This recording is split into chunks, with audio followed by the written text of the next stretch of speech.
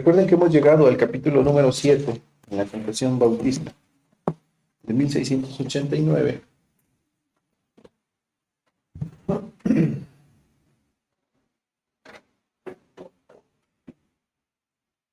Bueno, creo que se llama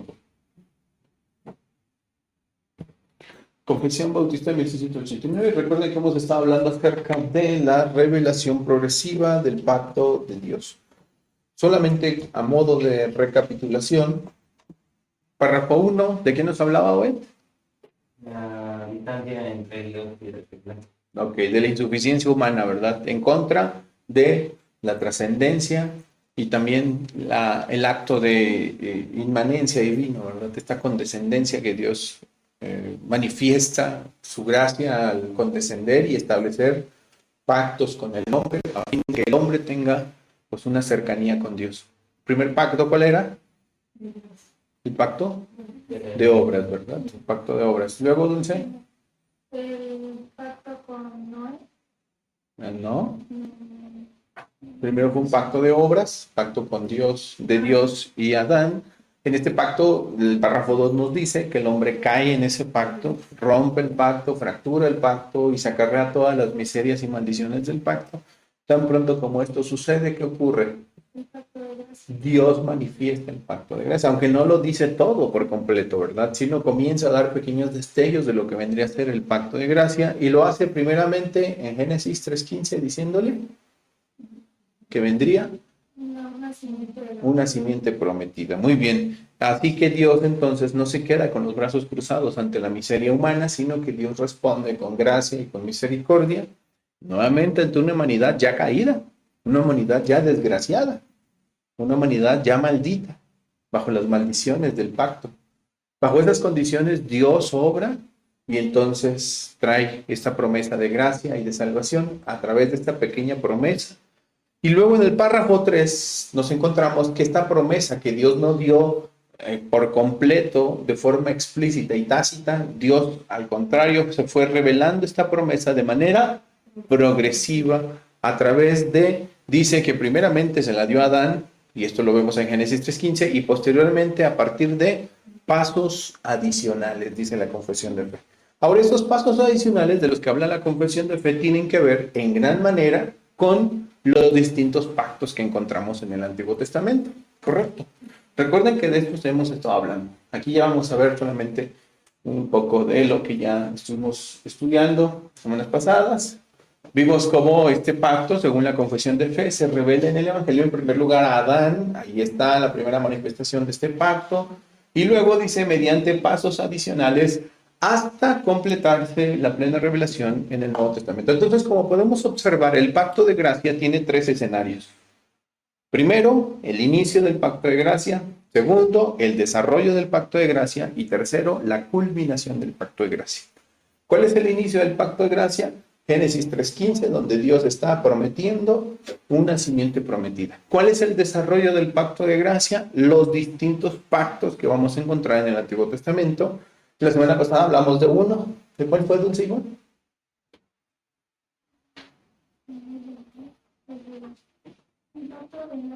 El pacto de Dios con Noé. Hablamos de este pacto, como este pacto apuntaba hacia dónde. ¿Qué era este pacto? Dios promete preservar a la humanidad. ¿Y en qué sentido este pacto apuntaba al pacto al nuevo pacto? El pacto que cumple Cristo Jesús. En ese sentido de preservación. ¿Cómo Dios preservó a la humanidad para preservar a los escogidos? ¿No? A ver, alguien que recuerde. Obed, ¿tú te acuerdas? Que de la misma forma en que Dios salvó a algunos en el diluvio, a Noé y a su familia, también a sus elegidos los salvó de la condenación del pecado, igual que fue el diluvio. Y en cuanto a Cristo y su persona, Fue el medio que Dios usó para salvar o rescatar. recuerden que es un pacto de preservación. ¿Cómo se cumple esto en Cristo Jesús? Hablamos de la vida eterna, acuérdense, hablamos de nadie nos arrebatará. A ver, acuérdense. A ver, Dulce, hermana. ¿Cómo se cumple esto en Cristo? ¿Cómo este pacto es una sombra de Cristo? Recuerden que todo apunta a Cristo. Porque el preservador del elegido. Exacto, dice que nadie nos arrebatará de su mano, que les da vida eterna, que el creyente por eso tiene la capacidad de poder decir tengo vida eterna. ¿Por qué? Porque ese pacto noético se cumple cabalmente en Cristo Jesús. Cristo Jesús es quien preserva por completo, eternamente y para siempre, no solo durante el creyente, de todo, de todo. Por eso el Señor Jesucristo dice, el que oye mi palabra, fíjense, y crea el que me envió, tiene vida eterna y no vendrá a condenación, mas ha pasado de muerte a vida. Nosotros sabemos que no vamos a ser condenados. ¿Vamos a ser juzgados los creyentes? Sí, un día vamos a ser juzgados. Pablo dice que todos compareceremos ante el tribunal de Cristo y que vamos a dar cuenta de todo lo que hemos hecho mientras estábamos en la vida, sea bueno, sea malo. El Señor Jesucristo dijo que el hombre dará cuenta de toda palabra ociosa que hable. Todo lo que nosotros hacemos, lo que hemos pensado, lo que hemos obrado, quedará un día expuesto en el día del juicio. Dios nos juzgará. Pablo dice que las obras de cada uno serán puestas en el fuego. Algunos traerán oro, plata, piedras preciosas, otros heno, hojarasca, y la obra de cada uno será probada. Eso dice la palabra de Dios. Ahora, nosotros sabemos que pase lo que pase en el juicio, nunca seremos condenados. ¿Por qué? Porque Cristo nos preserva, porque Él es el cumplimiento cabal de esa sombra que era el pacto noético. Me explico, donde Dios promete preservar la vida. Entonces, en Cristo Jesús, como cada uno de estos pactos daba un destello más de lo que vendría a ser Jesucristo. Recuerden ustedes, tanto lo que Dios le dijo a Adán como lo que Dios le dijo a Noé eran destellos de lo que vendría a cumplirse cabalmente en el Señor Jesucristo. Por eso, hermanos, nosotros tenemos esa plena certeza. Nadie nos arrebatará de su mano. ¿Por qué sabemos esto? Porque Cristo es el cumplimiento cabal de este pacto. ¿Claro? Ok.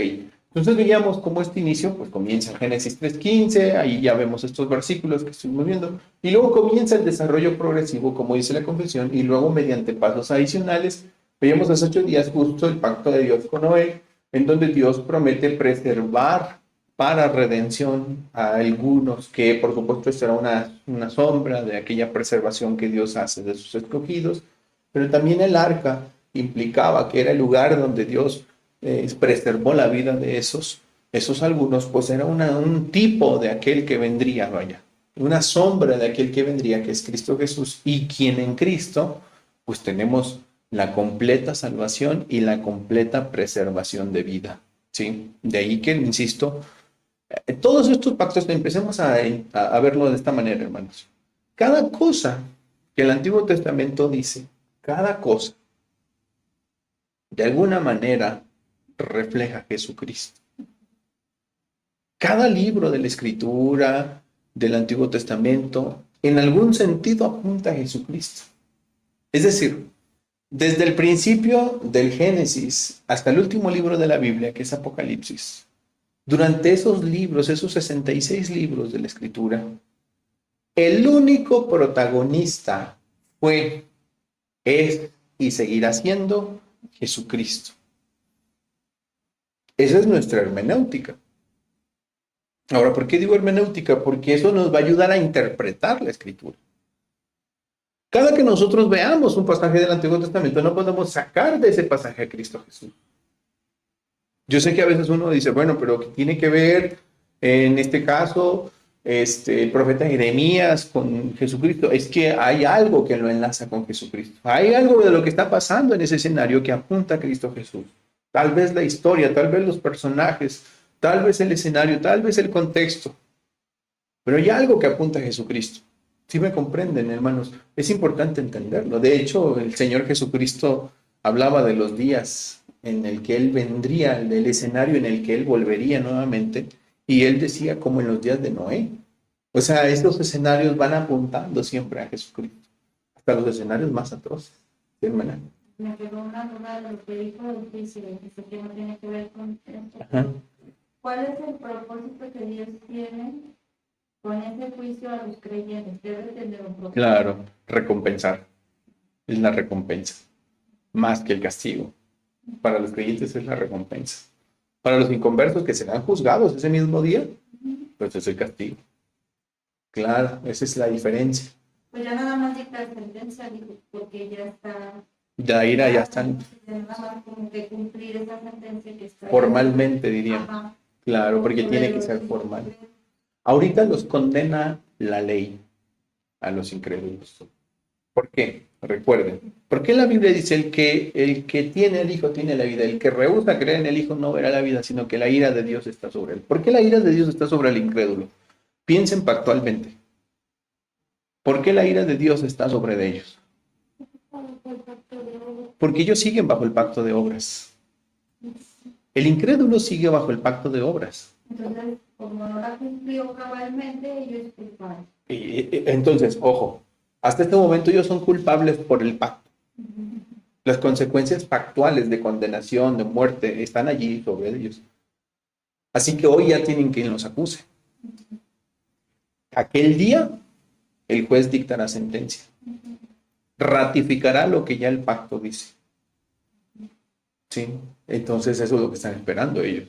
Mientras tanto, a nosotros, que hemos llegado por la gracia de Dios a los pies de Jesucristo, estamos bajo un pacto de gracia. Y por ese pacto de gracia podemos tener perdón de nuestros pecados. Tenemos la libertad. Tenemos conciencia de que tenemos la vida en el Señor. Y que Él es nuestro intercesor. De manera que cuando Él nos llame, nos llamará también para rendir cuentas, pero aparte para recibir recompensa. El creyente tiene esta esperanza de que Él recibirá recompensa también. ¿Mande? No castigo. No castigo. Porque nada puede romper ese pacto. Nada, el pacto es inviolable. El pacto es inviolable, hermano. Recuerden. ¿En qué sentido? En el sentido de lo que dicta como promesa y como consecuencia. ¿Sí? Es decir, nosotros decimos, Adán rompió el pacto. Lo entendemos, ¿verdad? Técnicamente hablando, no lo rompió. Técnicamente hablando, Adán no rompió el pacto. ¿Por qué? Porque las consecuencias del pacto, si desobedecía el pacto, cayeron sobre de él y sobre toda su generación. Y ese pacto sigue vigente, no está roto, no se deshizo. Sobre todos los descendientes. Lo que hizo Adán fue que desobedeció o rompió las condiciones del pacto para bien o para bendición. Eso sería lo más técnicamente hablando correcto, ¿verdad? Solo que nosotros decimos, no, Adán rompió el pacto. Sí, ya lo entendemos, ¿verdad? Que él desobedeció. Pero el decir rompió, pareciera que estamos diciendo que ese pacto quedó invalidado. No, no lo invalidó, nada lo invalida. Y ese pacto sigue vigente. Y todos los que no están en Cristo están bajo las demandas de ese pacto. Y un día van a darle cuentas a Dios, porque todas las consecuencias de violar ese pacto siguen presentes y no están rotas. Están vigentes. Y en el día del juicio, lo que va a hacer el juez justo es que va a ratificar la sentencia. ¿Sí? Es como cuando alguien comete un delito. Si alguien asesina a alguien, la ley dice que por eso merece un castigo. Ya la ley ya lo condenó. La ley ya dice, por haber hecho esto ya hay una consecuencia, 20 años de cárcel, por ejemplo. Pero luego lo tienen que llevar con un juez. Y lo que el juez hace es que examina las evidencias y dicta sentencia, pero la sentencia no la dicta lejos de lo que la ley ya dice, sino lo que hace es que ratifica la sentencia de la ley. ¿Sí me explico? Dice, son 20 años. Aquí la ley dice que son 20 años, entonces, ¿sabes qué? Dicto sentencia por 20 años de condena. Eso es lo que va a pasar con las personas. Ellos están bajo esa severidad del juicio. Y por esa razón es que los creyentes somos llamados justamente también, pero tenemos que dar cuentas a Dios de lo que hicimos. Nuestras obras serán puestas por el fuego, pero para nosotros tenemos la esperanza de que habrá recompensa. ¿Sí? Y esperamos que nuestra recompensa, pues debemos trabajar para que esa recompensa sea abundante. ¿Dónde trabajamos aquí? Jesús decía que debemos de buscar hacer tesoros en el cielo. Esa recompensa es la que nos espera. ¿Sí? Ok, muy bien. Entonces, ahora hemos llegado a otro pacto en el que Dios nuevamente va a dar testimonio de las cosas que sobrevendrían en los días del Señor Jesucristo, y estamos refiriéndonos justamente al pacto con Abraham, o el famoso pacto abrahámico. Aquí es muy interesante. Les voy a decir una cosa, hermanos. En este punto creo que es muy importante entenderlo. La interpretación del pacto abrahámico, ojo, en este punto, justo en este punto, la interpretación del pacto abrahámico distingue a los presbiterianos de los bautistas. O sea, si usted quiere ver cuál es la diferencia entre un presbiteriano y un bautista, es el pacto abrahámico. Correcto. Justo en este punto, particularmente con el pacto de Dios con Abraham, se van a distinguir lo que hoy conocemos como nuestros queridos hermanos presbiterianos y aquellos que hemos abrazado una fe denominacional bautista. Esa es la gran diferencia. Se sitúa justamente en este punto. Así que este es un punto de tensión. Un punto de tensión. ¿Por qué? Porque en este punto, insisto, si nos inclinamos hacia un lado, caemos en el presbiterianismo, pero si interpretamos como lo hemos interpretado los bautistas, caemos justamente en el otro punto, en donde nos podemos catalogar como bautistas. Obviamente no vamos a entrar en detalles de complejidades teológicas, porque no es el propósito, sino al contrario, ahorita estamos solamente observando un poco los distintos pactos y cómo estos pactos, como pasos adicionales, conformaron finalmente el desarrollo del pacto de gracia. Ok, vayan a sus Biblias, por favor, al libro del Génesis, capítulo 12. Vamos a observar un poco de cerca este pacto. Insisto, solo lo comento de manera general, no vamos a entrar en mayores detalles. Pero Dios en este punto presenta justamente una promesa. Estamos ahí, Génesis capítulo 12, ¿correcto? Muy bien. Génesis 12, versículos del 1 al 3, ahí en sus Biblias. Si ustedes están allí, les voy a dar lectura para que ustedes acompañen con sus vistas este pasaje de la Escritura, en donde vamos a observar el pacto de Dios con Abraham. Recuerden, estos son los pasos adicionales, ¿sí? O sea, es el desarrollo del pacto. Hasta este momento la gente no sabía nada más. No sabía que se llamaría Jesucristo, no sabía que moriría en una cruz, no sabría más detalles. Hasta este momento, de acuerdo a Génesis 3:15, sabría que sería una lucha entre el bien y el mal. ¿Por qué? Porque sería la serpiente quien pelearía contra esta simiente prometida y viceversa.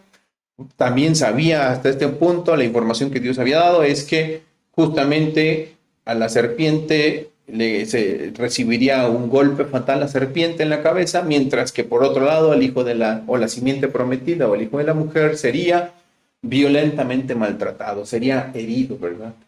Así que sería algo complicado este escenario, pero no tenía más información. Lo que el pacto de Dios con Noé informa es que además, debido a esta promesa divina, Dios preservaría.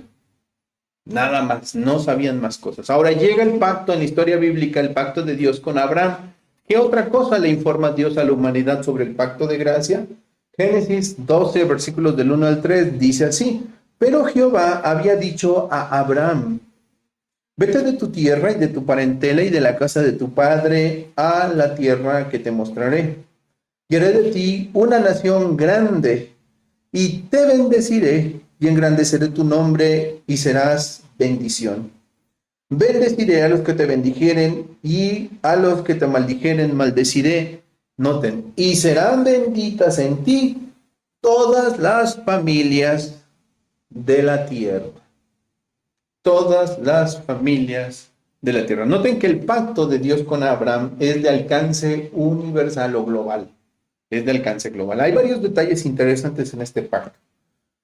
Primero, noten, versículo número 1. Dios le pide a Abraham que él se vaya de su tierra, que él deje su tierra, que deje su parentela, que deje la casa de su padre y que se vaya a un lugar en el que Dios le mostraría. a una tierra en donde Dios le mostraría. ¿Qué más le dice Dios? ¿Qué más encontramos? ¿Qué más detalles encontramos en este pacto de Dios con Abraham? Ayúdenme. Si tienen su Biblia abierta, pueden decirlo. ¿Mande? La casa de su padre. Ajá, bueno, Dios le promete, Dios le pide que se vaya de la casa de su padre. Que deje su parentela, que se vaya, que se dirija a una tierra que Él le mostraría. Eso es lo que Dios le está diciendo. Vete de la tierra, vete de tu tierra, vete de tu parentela, vete de la casa de tu padre, yo te voy a mostrar una tierra. Ahí hay una promesa de Dios. ¿Cuál es? Una tierra. ¿Qué más? Que hará de él una nación grande. Una nación, una tierra, primero. ¿Qué más? Una nación grande. ¿Qué más? Fama, bendición y fama, ¿verdad? Bendeciré y engrandeceré tu nombre. También la oportunidad de ser de bendición a otras personas. ¿Qué más promete Dios? Bendecir a los que... Protección. Protección providencial. Bendeciré a los que te bendijeren, maldeciré a los que te maldijeren. Y luego, una quinta promesa. Que serán benditas todas las familias. Que por medio de él serían benditas todas las familias de la tierra. Al menos eso es lo que se alcanza a percibir en ese pacto. Hay una bendición universal. ¿Sí? El apóstol Pablo, siglos después, dice que esta promesa tuvo que ver con la simiente prometida, y esa simiente era Cristo, no fue Isaac, no fue ninguno de los descendientes. Ahora, para este entonces, ¿era difícil de creer esta promesa? Sí, por muchas razones. Una de las más importantes razones era la incapacidad de poder procrear de Sara. Recuerden ustedes que Sara era una mujer estéril y además ya eran viejos. A estas alturas, pensar en tener descendientes, pensar en tener tanta familia, que se formaran pueblos, era prácticamente imposible. Una gran nación saldría de Abraham, si Abraham no podía tener hijos, si Abraham fue el mismo que le dijo a Dios, no tengo más que a este Damaseno. O sea, a este Eliezer Damaseno, ¿verdad? No es más que mi siervo y todo va a quedar para él. No me has dado prole, dice, mira que no me has dado prole. Y él le pide que Dios le dé la oportunidad de ser padre, ¿verdad? Y Dios providencialmente cambia el nombre de Abraham por Abraham. Hay una diferencia entre la etimología de un término y de otro, ¿verdad? Abraham, si a secas, es padre enaltecido, digo, padre orgulloso, diríamos. Luego Dios llama su nombre Abraham, que significa padre de muchedumbres, padre de multitudes. Porque Dios estaba viendo esta promesa cumplida, justamente. Ahora, como bautistas, nuestro entendimiento de este es peculiar, ¿eh? Ahí les va. Voy a hacerles algunas preguntas y espero que ustedes puedan por lo menos reflexionarlas. Pregunta número 1. ¿Dios cumplió sus promesas con Abraham? Sí, ¿Por qué? porque, Recuerden que son 5 cosas que yo le digo. porque sí es una nación grande, ¿ves? O sea, de por ver, A ver, vamos a ver. Primero, porque se fue. recuerden que era una tierra. Dios le mostraría tierra. Dios le dio una tierra a Abraham. ¿Cuál es esa tierra? Canaán. La tierra de Canaán, o sea, la tierra de Israel. Bueno, tierra que después se llamaría Israel, que están en tiempo los que habitantes de Canaán, ¿verdad? Allí morando en esta tierra. ¿Qué más le prometió Dios? O sea que de él, de sus simientes, vendrían muchos hijos. Los patriarcas. ¿Cumplió Dios esto? Sí. ¿Quiénes son estos? Los patriarcas y los israelitas que conocemos, ¿verdad? Isaac, Jacob y posteriormente las 12 tribus de Israel que proceden de Abraham. O sea que literalmente Dios fue cumpliendo en términos físicos esa promesa, ¿sí? ¿Correcto? ¿Vamos bien? Bueno, muy bien. ¿Qué más? ¿Qué más dice? ¿Le dio fama a Dios a Abraham? Claro. Engrandeció su nombre de tal manera que Abraham es considerado como uno de los grandes pilares dentro del judaísmo. Sí. Ellos se llamaban hijos de Abraham. Recuerden que Juan el Bautista argumenta desde esta posición que los judíos habían abrazado de creerse hijos de Abraham, y él les dice: ¿quién les engañó creyendo que son hijos de Abraham? Dios puede levantar hijos de Abraham aún de estas piedras. ¿Sí? Entonces ellos realmente eran hijos de Abraham. O sea, hubo una nación enorme, descendientes enormes, y Abraham se convirtió en un hombre muy importante para ellos, para toda esta nación, incluso para las naciones no judías. Las naciones paganas o gentiles también apreciaban a Abraham. Y luego, ¿qué más dice el pasaje? ¿Dios guardó a Abraham providencialmente durante su vida? Sí, protegió, bendijo a los que le bendijeron, maldijo a los que le maldijeron. Y luego hay una última promesa. ¿Cuál es esa última promesa?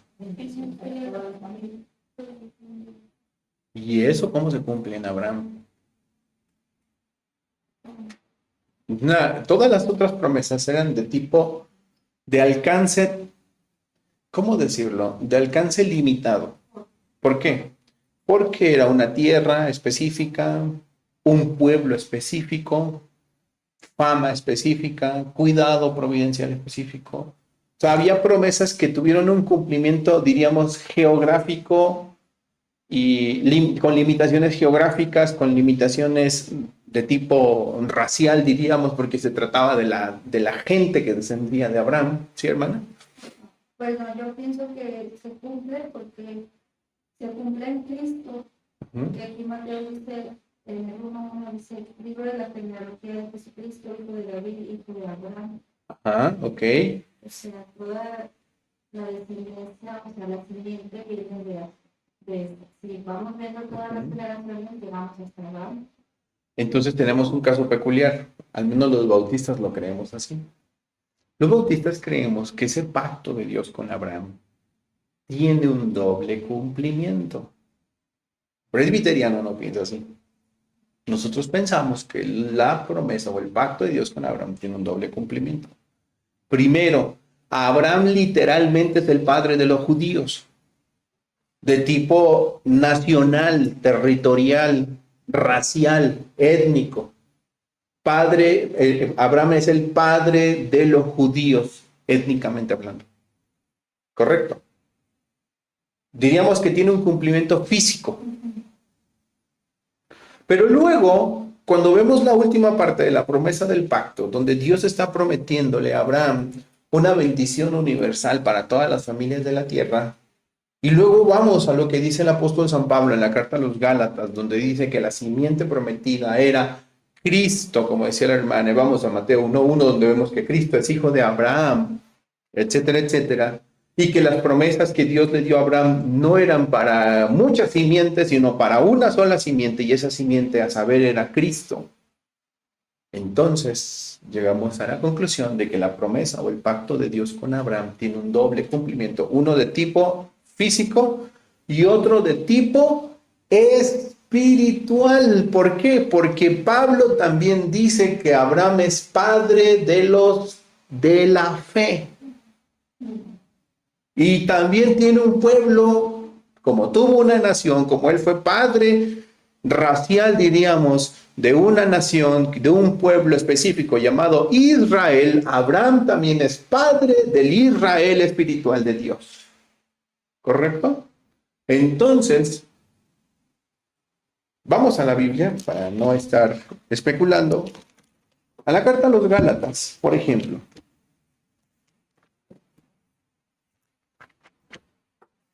Ahorita vamos a volver a Génesis. La carta a los Gálatas. Capítulo 3.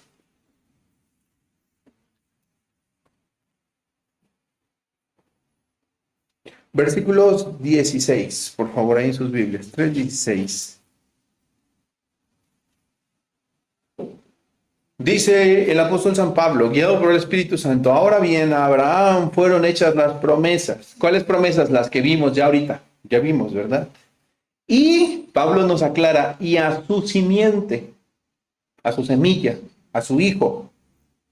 Dice, y a su simiente. No dice, y a las simientes, como si fuera de muchos, como si hablase de muchos, sino como de uno. Y a tu simiente, la cual es Cristo. En tu simiente serán benditas todas las naciones, le dijo Dios a Abraham. Ahora, como podemos observar, lo que Dios le promete a Abraham, aunque tiene un cumplimiento específico en su tiempo, en su momento, en la nación israelita, en el pueblo hebreo, también, según la Biblia, en el Nuevo Testamento, dice que estas mismas promesas tienen un cumplimiento espiritual en los creyentes, en los que son de la fe. ¿Cuál fe? La misma fe de Abraham. En ellos, estas mismas promesas se cumplen, pero de manera espiritual. Ahora hay algo más todavía. Ustedes saben que la señal del pacto, el pacto abrahámico tuvo una señal. ¿Cuál fue la señal del pacto de Dios con Noé? Arcoíris. Pondré mi arco, dice el Señor. Esto recordaría que nunca más el Señor destruiría el mundo con agua. ¿Cuál fue la señal del pacto con Abraham? Génesis 17. ¿Puedes buscarlo, hijo, por favor? Génesis capítulo 17. No. A ver, vamos a ver. Mientras nosotros buscamos Romanos 2:29. La carta a los Romanos, capítulo 2, versículo 29. A ver, Obed, ayúdanos, por favor. 17, versículo 1 en adelante. Era Abraham de edad de 99 años cuando le apareció Jehová y le dijo: Yo soy el Dios Todopoderoso, anda delante de mí y sé perfecto. Y pondré mi pacto entre mí y ti, y te multiplicaré en gran manera.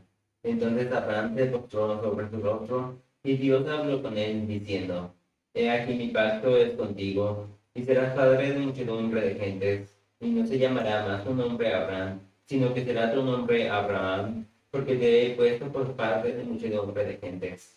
Y te multiplicaré en gran manera, y haré naciones de ti, y reyes saldrán de ti. Y estableceré mi pacto entre mí y ti, y tu descendencia después de ti en sus generaciones por pacto perpetuo, para ser tu Dios, y él de tu descendencia después de ti. Y te daré a ti y a tu descendencia después de ti la tierra en la que moras, toda la tierra de Canaán en heredad perpetua, y seré el Dios de ellos. Dijo de nuevo Dios a Abraham: En cuanto a ti, guardarás mi pacto, tú y tu descendencia después de ti por generaciones. Este es mi pacto que guardaréis entre mí y vosotros y tu descendencia después de ti. Será circuncidado todo varón de entre vosotros. Circuncidaréis pues la carne de vuestro prepucio, y será la señal por pacto entre mí y vosotros. Y de edad de 8 días será circuncidado todo varón entre vosotros por vuestras generaciones, el nacido en casa y comprado por dinero a cualquier extranjero que no fuere de tu linaje. Debe ser circuncidado el nacido en tu casa y comprado por tu dinero. Y estará mi pacto en vuestra carne por pacto perpetuo. Y el varón incircunciso, que no hubiere circuncidado la carne de su prepucio, aquella persona será cortada de su pueblo, ha violado mi pacto. Hasta ahí. Muy bien. ¿Cuál era la señal entonces del pacto? La circuncisión, señal que llevarían físicamente ellos sobre el prepucio. ¿Sí? Y ese pacto, esa señal del pacto, pues era una ratificación de que efectivamente ya ellos estaban en el pacto con Abraham. De Dios con Abraham, más bien, eran participantes del pacto de Dios con Abraham. Pero luego vamos al Nuevo Testamento, en el capítulo 2 de la carta a los Romanos, versículo 29. Y fíjense, desde el versículo 28. Es más, desde el versículo 27, noten las palabras del apóstol Pablo, que yo sé que para cualquier judío que leyó estas cosas en el primer siglo debió de haber sido lo más escandaloso que pudo leer aquel día, debido al hecho de que Pablo habla acerca de la circuncisión. Y luego llega el apóstol San Pablo, el versículo... es más, voy a dar lectura yo un poco más atrás. Versículo 25. Pues en verdad, la circuncisión aprovecha, dice Pablo. Romanos 2, 25. En verdad, la circuncisión aprovecha si guardas la ley. Pero si eres transgresor de la ley, tu circuncisión viene a ser incircuncisión. Si pues el incircunciso guardare las ordenanzas de la ley, ¿no será tenida su incircuncisión como circuncisión? Y el que es físicamente incircunciso, pero guarda perfectamente la ley, te condenará a ti, que con la letra de la ley y con la circuncisión eres transgresor de la ley. O sea, a ti que teniendo la ley en la mano y haberte llevado la señal del pacto en tu cuerpo, con todo y eso, si eres desobediente, el incircunciso que obedezca a Dios te va a condenar a ti, dice. Pues no es judío, estas palabras son escandalosísimas, pues no es judío el que lo es exteriormente, ni es la circuncisión la que se hace exteriormente en la carne, sino que es judío el que lo es en lo interior.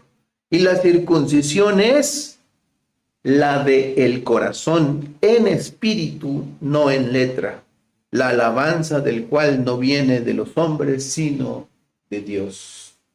La alabanza de Dios viene para ese hombre que tiene circuncidado su corazón, de ese hombre que vive en obediencia a Dios. ¿Por qué? Porque al igual que los judíos están en pacto con Dios estos incircuncisos. Pero ¿en qué pacto están? En el nuevo pacto, bajo las condiciones del nuevo pacto. O sea, noten cómo las promesas que Dios le dio a Abraham se cumplieron cabalmente en su momento, pero eran una sombra de lo que vendría a traer Jesucristo de manera plena. En Cristo Jesús, así como hubo una señal del pacto que era la circuncisión del corazón, ¿cuál es ahora en Cristo Jesús esta señal? La circuncisión ahora del corazón. Ya no es la circuncisión del prepucio, sino del corazón ahora.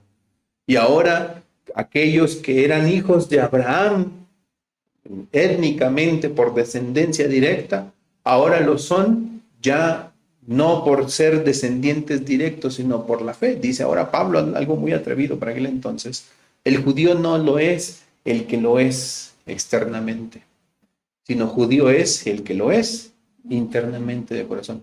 Ahora, noten esto, hermanos. Pensamos un poco en ello. Todo esto se cumple en Cristo Jesús. Cristo Jesús es un antes y es un después en la historia de los hombres.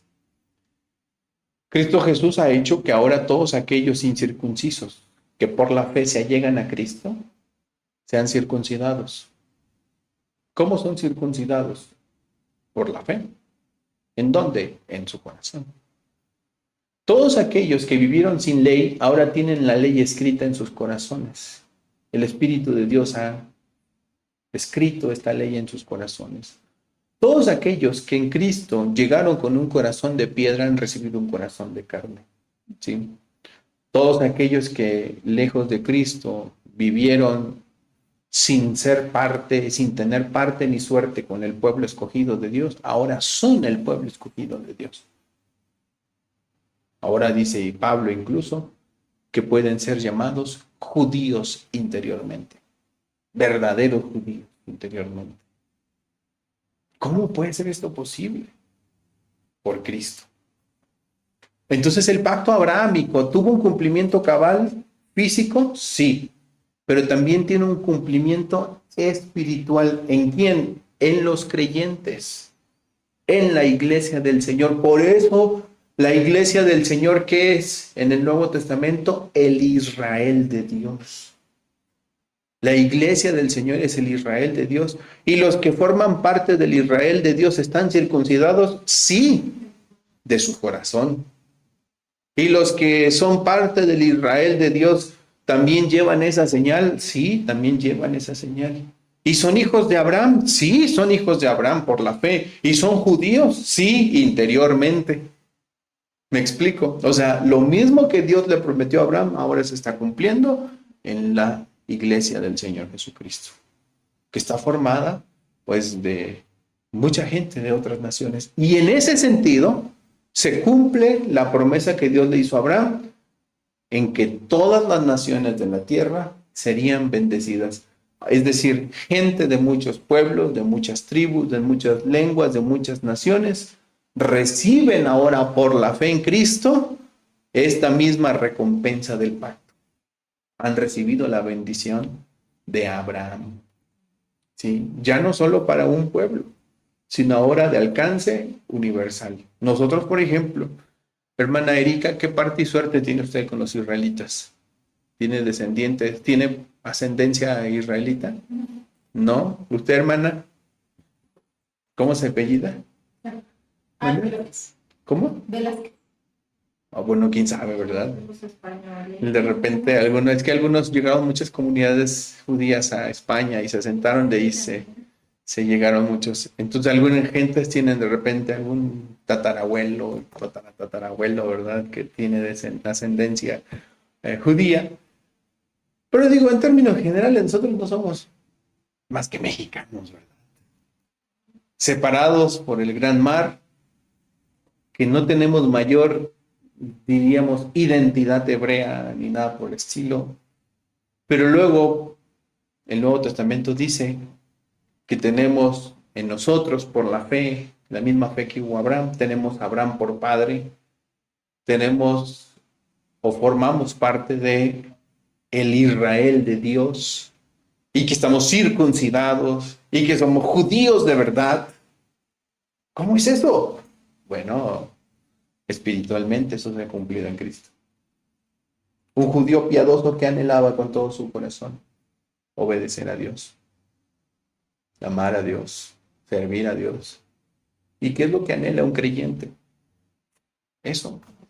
Porque él, como dice Pablo en el capítulo 2, donde leíamos de la carta a los romanos, es un judío interiormente. ¿Sí?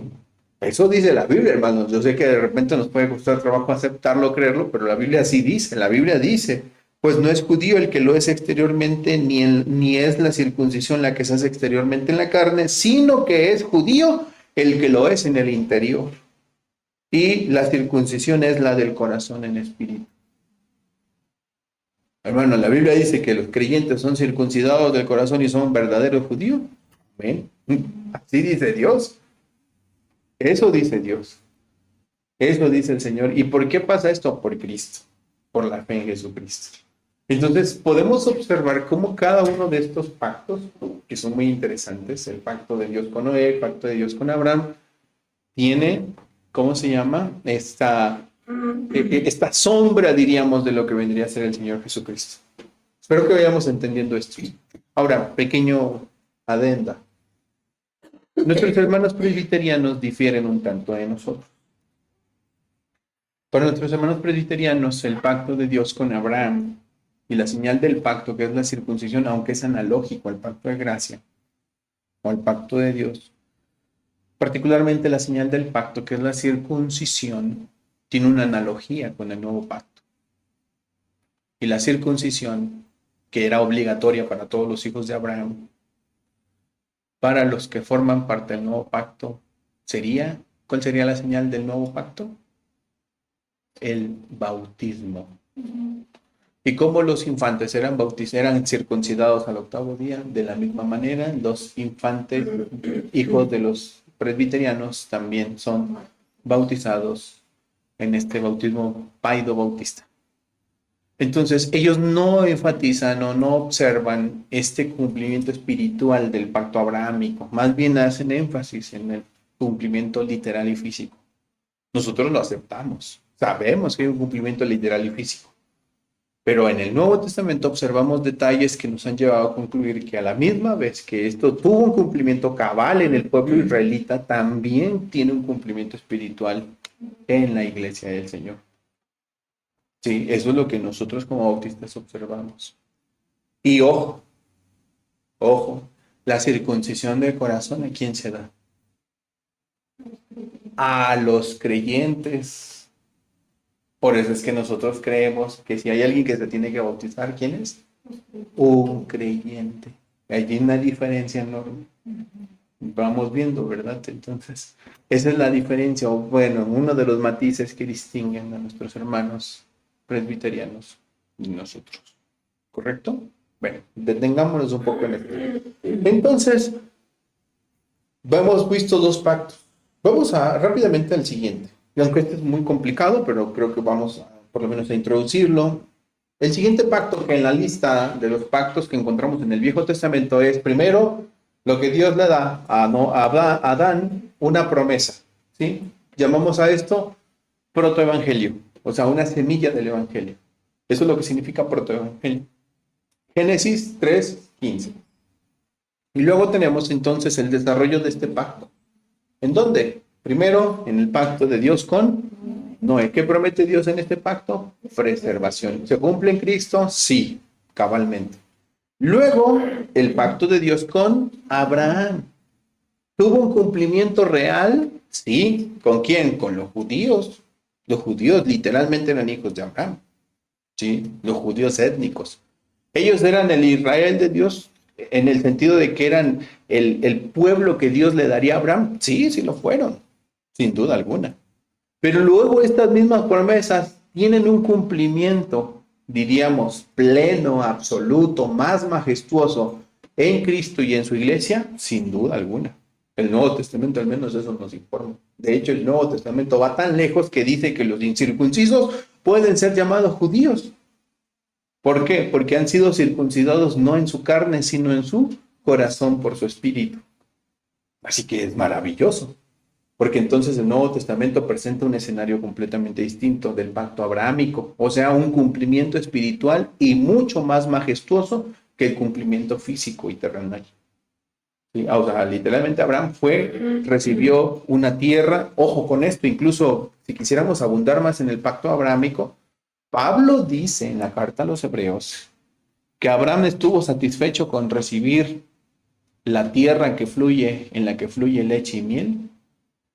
No, él no estuvo satisfecho con un pedazo de tierra en este mundo.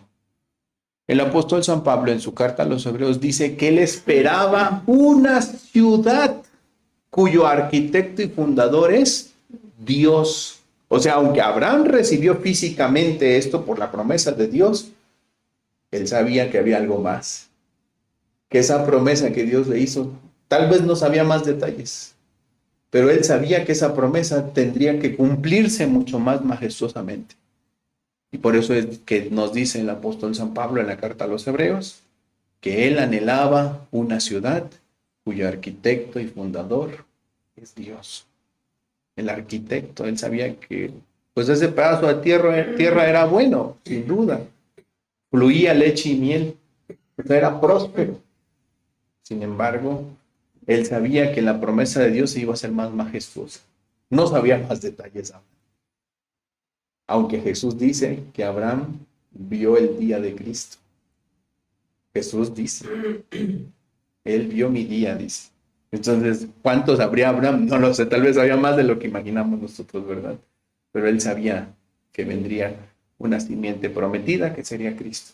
Y sabía que la tierra prometida no era este pedazo de tierra en Medio Oriente, sino que tendría un cumplimiento en una ciudad majestuosa, celestial, cuyo arquitecto y fundador es Dios. Entonces vamos viendo cómo entonces en el pacto abrahámico nuevamente nos apunta a Jesucristo y a ese cumplimiento espiritual que hay en Cristo Jesús y en su iglesia. Y luego, después de esto, en historia bíblica, ¿qué otro pacto tenemos? ¿Con qué otro pacto nos encontramos en el Antiguo Testamento? El pacto de Dios con Moisés, justamente.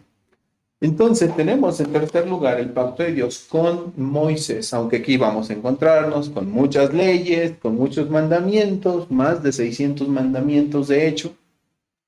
Podemos observar esto desde el Éxodo capítulo 19 al versículo 24, que por cierto en el catecismo que estamos ahorita leyendo las preguntas de la 42, que constituyen la ley moral de Dios. Es importante decir que cuando Dios dio esta ley, pasaron varias cosas importantes. Obviamente no vamos a leernos ahorita el Éxodo 19 al 24, son 5 capítulos, nos faltaría tiempo para terminar de leerlo, pero hay dos cosas que manifiestan la ley de Dios. Cuando ustedes observan los mandamientos de Dios, ojo con esto, quiero ser muy explícito y tácito en esto. Hablar de la ley de Dios, hay que tener cuidado para identificar lo que significa la ley de Dios. Tenemos nosotros al utilizar el término ley de Dios, este término corresponde primeramente a los 10 mandamientos. ¿Cuáles son estos 10 mandamientos? Éxodo 20. Primer mandamiento, no tendrás dioses ajenos delante de mí. Segundo mandamiento, no te harás imagen de lo que está arriba en el cielo, abajo en la tierra, ni debajo de la ni en las aguas debajo de las aguas. No te inclinarás a ellas ni las servirás. Tercer mandamiento, no tomarás el nombre de Jehová tu Dios en vano. Cuarto mandamiento, guardarás el día del reposo. Quinto mandamiento, honra a tu padre y a tu madre, etcétera, etcétera. Así hasta los 10 mandamientos. Esos 10 mandamientos que se cumplen o se resumen en dos grandes acciones, ¿en qué? En amar a Dios por encima de todo y en amar a nuestro prójimo como a nosotros mismos, se llama ley moral de Dios. ¿Por qué es importante distinguirla? Porque la ley moral fue escrita por Dios. ¿En cuántas tablas? 2. En cada una de las tablas venían los mandamientos. En una tabla venían 4 mandamientos, los deberes del hombre hacia Dios. Y en la otra tabla, 6 mandamientos, los deberes del hombre hacia con su prójimo. No robarás, no matarás, etcétera, etcétera. No codiciarás, dice el último mandamiento. Todos los deberes, esos 10 mandamientos escritos en 2 tablas, ¿quién los escribió? Dios, dice la Biblia, que lo hizo el dedo de Dios. O sea, esos mandamientos los escribió Jehová con su propio dedo. Correcto. Es decir, la ley moral, ¿de dónde procede directamente? De Dios. Es la ley que Dios le dio a Moisés para el pueblo. Pero luego, ¿qué hay con los holocaustos? Con las leyes sanitarias. ¿Qué hay con las fiestas? ¿Qué hay con las leyes de los muertos? Las leyes de la mujer menstruosa, las leyes de, ¿cómo se llama? De alimentación dietéticas, las leyes ceremoniales que especificaban de qué edad y de qué tamaño tendría que ser la ofrenda que se le daría a Dios. ¿Qué hay con esas leyes? ¿De dónde surgen esas leyes? Y en la Biblia vemos 10 mandamientos. ¿Por qué tenemos nosotros más de 10 mandamientos en el Antiguo Testamento? Si ustedes quisieran ver el libro de Levítico tan solo, se encontrarían como infinidad de mandamientos. El libro de los Números, mandamientos incluso que tienen que ver con mirar la desnudez del padre, de la madre, de la nuera, el yerno, etcétera, etcétera, etcétera. O sea, hay muchísimos mandamientos. Aunque si un asno se soltaba mientras llevaba la carga y mataba a alguien, tendría que ser, esa se llamaba ley de restitución, tenía que ser restituido. Es más, había una ley que protegía a las personas que huían y había ciudades de protección para los que huían de algún delito. ¿Qué pasa con esas leyes? ¿De dónde surgen esas leyes? No sé si ustedes lo han pensado alguna vez. Pero tenemos 10 mandamientos escritos por el dedo de Dios en 2 tablas de piedra. Y luego, infinidad de mandamientos que regían la vida judicial, la vida sanitaria y la vida dietética y ceremonial del pueblo. Como dicen los chavos, ¿qué onda con esas leyes? Es la ley ceremonial, la ley civil. Pero también Dios le da instrucciones a Moisés para... ¿Quién escribe esas leyes? ¿Cómo le llama la Biblia a esas leyes? Ley de Moisés. ¿Quién escribe esas leyes? Moisés. ¿Quién escribió los 10 mandamientos? Dios. Esa es la ley moral de Dios. Y luego tenemos infinidad de mandamientos donde se nos dice que no comas esto, que si tiene pezuña hendida, que si aquello, que si procede del mar, que tienen que tener ciertas características, etcétera, etcétera, etcétera. Animales inmundos, animales limpios. ¿De dónde surgieron todas estas leyes? ¿Quién las escribió? Moisés. Moisés.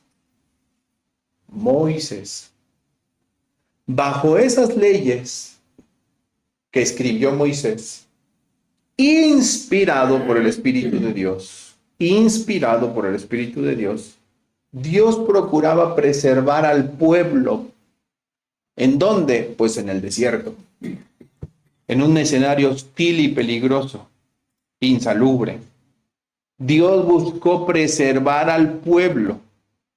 Imagínense cómo preservar a 2 millones de personas si todo el mundo hace lo que quiere. Dios tuvo que vertir leyes. Ahora, todas estas leyes se desprenden de los 10 mandamientos, sí, de manera implícita, porque tienen que ver con Dios y con los demás. ¿Sí? Las leyes jurídicas, por ejemplo, esas leyes judiciales que de alguna manera rigieron la jurisprudencia del pueblo hebreo, ¿con quién tenía que ver? Con la relación del hombre con su prójimo. ¿Sí? Estamos entendiendo cómo todas estas cosas, o sea, al final se desprenden de los 10 mandamientos. Es el mismo espíritu de los 10 mandamientos, sin embargo, pues es el mismo espíritu que podemos observar de manera explícita en muchísimos otros mandamientos. Hay muchísimos mandamientos que están allí. Estos muchísimos mandamientos tuvieron ciertos propósitos. No vamos a hablar de los propósitos espirituales porque eso lo tengo en la predicación y no quiero quemar el cartucho, ¿verdad? De lo que toca en la predicación. Pero sí que tuvieron la intención, mis hermanos, de gobernar al pueblo, de guiar al pueblo, de instruir al pueblo acerca de sus deberes con Dios y sus deberes con las personas que les rodeaban. Al cumplir esos mandamientos, pues el pueblo de manera implícita estaba cumpliendo con todos los 10 mandamientos. ¿Me comprenden? Entonces es importante entender esto, distinguir cuando vemos nosotros en la Biblia los 10 mandamientos o la ley moral de Dios, que son los 10 mandamientos, y luego los otros muchos cientos de mandamientos que corresponden a la ley de Moisés. Ojo, cuando Pablo dice no estamos bajo la ley sino bajo la gracia, Pablo no está hablando de la ley moral, sino de la ley de Moisés. Los cristianos ya no están bajo las leyes mosaicas, sino bajo la gracia de Dios. Pero eso quiere decir que los cristianos ya no tienen los deberes de la ley moral. No, ellos siguen teniéndolas. La ley moral es eterna. La ley moral es eterna. Y se siguen cumpliendo en amar a Dios y amar a nuestro prójimo. Pero nosotros no estamos bajo las leyes de jurisprudencia sanitaria o ceremonial que regían a la nación hebrea. Ya no estamos bajo esa ley, ya no más bajo esas leyes. Por eso es que hay que tener mucho cuidado cuando vamos al Antiguo Testamento, leemos un versículo del Antiguo Testamento y luego queremos venir a la iglesia y que se hagan exactamente así. Ojo con eso, dentro de estas leyes mosaicas, una de estas leyes, voy a poner una por ejemplo, una de estas leyes decía que cada miembro de la nación, cada miembro del pueblo, cada ciudadano del pueblo, debería de apartar el 10% de todo lo que cosechaba y debería de llevarlo a Dios. ¿Cómo se llamaba esta ley? La ley del diezmo. Y ellos tenían la responsabilidad de apartar 10% de todo lo que ganaban, llevarlo en especie. Si alguien no podía llevarlo en especie, tenía que venderlo, decía la ley del diezmo, o llevar el dinero íntegramente hasta el templo del Señor y entregarlo en el tabernáculo en este caso, o posteriormente en el templo. Porque es que en el Nuevo Testamento la iglesia no diezma. Porque eran los impuestos que estaban dados en la ley de Moisés para el pueblo de Israel. Porque era una ley mosaica. Ahora, hay quien pensaría en este punto, pues la tenemos más fácil. Pues no. Porque la Biblia, al menos en el Nuevo Testamento, aunque ya no se habla del diezmo, el Nuevo Testamento presenta una nueva forma de adoración que se llama ofrenda. Y alguien te diría, ¿y qué es la ofrenda? Bueno, pues si le pudiéramos preguntar a Bernabé, para Bernabé, el hijo de consolación, la ofrenda suya fue vender todo lo que tenía y dárselo a los apóstoles para que lo distribuyeran entre los pobres de la iglesia. Esa fue su ofrenda. Si le preguntáramos al apóstol Pablo qué era una ofrenda, nos diría algo así como lo que dice Romanos capítulo 12, donde Pablo dice que tenemos que ofrecer nuestro cuerpo en sacrificio vivo, santo, agradable a Dios. La ofrenda del creyente, ¿qué corresponde? Todo. Todo. Ya no el 10%. Toda la existencia del creyente es de Dios. Es su ofrenda a Dios. Sus bienes materiales, su dinero, su salud, su tiempo, su vida entera es del Señor. Esa es su ofrenda. Es que a veces minimizamos, ¿no? Y decimos, ay, es que ya ahora en la era de la gracia tenemos más libertad. Es que realmente el Señor nos demanda mucho más. ¿Sí me explico? Para un judío sería fácil guardar el 10% y decir, yo ya cumplí. Pero ¿qué hay para un creyente? Para un cristiano. El cristiano es demandado a dar todo de su vida, todo de su tiempo, a poner al Señor por encima de su padre, de su madre, de su hermana, de sus hijos y aún de su propia vida. Sí, no me digan que es más fácil la vida de los creyentes, porque realmente las exigencias de Dios para los creyentes siguen siendo muy altas. Incluso creo que son más altas. Pero el creyente ya no está bajo esa ley de Moisés. Sin embargo, la ley de Moisés fue dada a Dios, por Dios a los hombres, ¿sí? Primero en los 10 mandamientos y posteriormente en las muchísimas leyes que gobernaron la vida judicial, la vida ceremonial y la vida sanitaria del pueblo, y civil también del pueblo. Entendemos eso, ¿verdad? Bueno, muy bien. Ahora, ¿qué mostraban estas leyes? Pensemos, por ejemplo, estoy poniendo ejemplos porque no vamos a entrar hoy, no nos va a alcanzar el tiempo para verlo, lo vamos a dejar para la próxima semana. Solo quiero introducir el tema de la ley de Dios, cómo apuntaba a Cristo. Pensamos, por ejemplo, en una ley. La ley decía que una mujer menstruosa tenía que apartarse 7 días del pueblo. Yo entiendo que para ahora puede sonar escandaloso leer estos pasajes de la Escritura, porque por supuesto ahora hay un contexto y un escenario muy distinto. Nosotros sabemos qué es una bacteria, qué es una infección, qué es una enfermedad. Antes no sabían muchas de estas cosas, solamente sabían que estaba pasando algo diferente en su cuerpo, pero Dios sabía todo lo que podría ocasionar esta clase de desechos o de residuos corporales. Dios sabía que podía crear una enfermedad que podría arrasar con el pueblo entero. Imagínense en el desierto, donde no podía recurrir a nada más.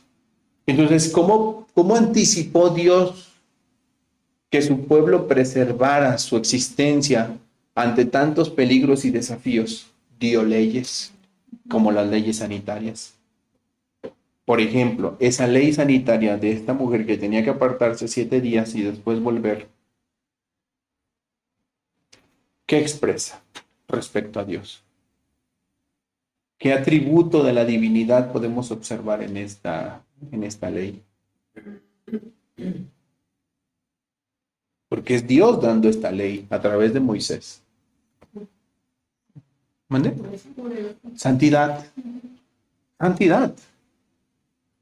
Las leyes que Dios dio apuntan primeramente a la santidad divina, a la perfección divina. Si Dios le dio eso a un pueblo, a su pueblo, es porque Dios quería que su pueblo fuera santo. O sea, estuviera limpio de todo mal, de toda enfermedad, de toda clase de malestar. Que el pueblo estuviera en un estado de integridad y de pureza. Porque esos pues, son desechos. Exacto. Incluso cuando había leyes para defecar. O sea, hermanos, Dios sorprende. Se anticipó absolutamente a todo. La gente tenía que ir lejos del campamento, cavar un agujero en la tierra y posteriormente proseguir con el proceso. Y eran leyes que Dios estableció con una finalidad muy importante: mostrar su santidad. Mostrar su santidad. Y esa santidad se iba a manifestar en su pueblo. Entonces, ¿qué propósito tuvieron la ley de Moisés? Incluso la ley moral y la ley de Moisés. O llamémosle ley en términos generales. ¿Qué propósito tuvo la ley? Mostrar la santidad de Dios. Su carácter santo. ¿Pero qué otro propósito tuvo? ¿Alguna idea?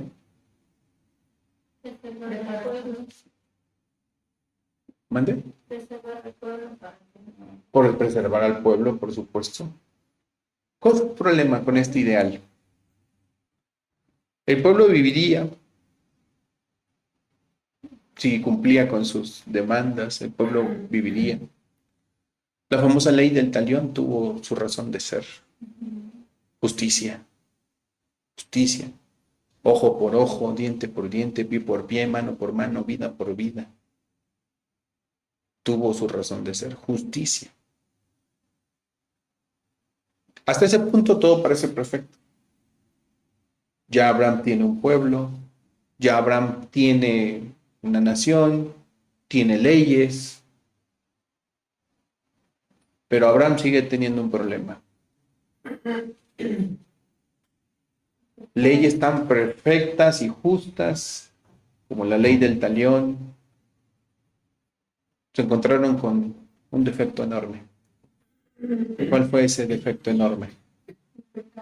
La injusticia humana. La incapacidad del hombre de cumplir tales leyes. Su carta a los Romanos, en el capítulo 3, versículo 20, Pablo dice que ningún ser humano será justificado delante de él por las obras de la ley. Ningún ser humano será justificado delante de él por las obras de la ley. ¿Por qué razón? Porque por las obras de la ley nadie puede ser justificado. ¿Debido a la carencia de la ley? No, debido a la incapacidad. Entonces la ley tuvo un propósito, mostrarnos que Dios es santo y por otro lado, que nosotros no somos capaces de cumplir. ¿Y cómo apuntaría esta ley santa, justa y perfecta y todas sus demandas santas, justas y perfectas a Jesucristo? Es una norma de nuestra necesidad e incapacidad de cumplir la ley y nuestra necesidad de salvar, ¿no? Exactamente, creando en el hombre esa necesidad. Las personas no alcanzaron nunca la justicia por las demandas de la ley, hermano. Y nadie nos puede alcanzar por las demandas de la ley. El creyente, aunque ya no está bajo la ley, sino bajo la gracia, no puede alcanzar la justicia de Dios por medio de las obras de la ley. ¿Cómo alcanzamos la justicia los creyentes? Por la fe. Justificados, pues, por la fe. Tenemos paz para con Dios por medio de nuestro Señor Jesucristo. Entonces, vamos a dejar hoy aquí y vamos a entrarnos la próxima semana un poco más en la ley.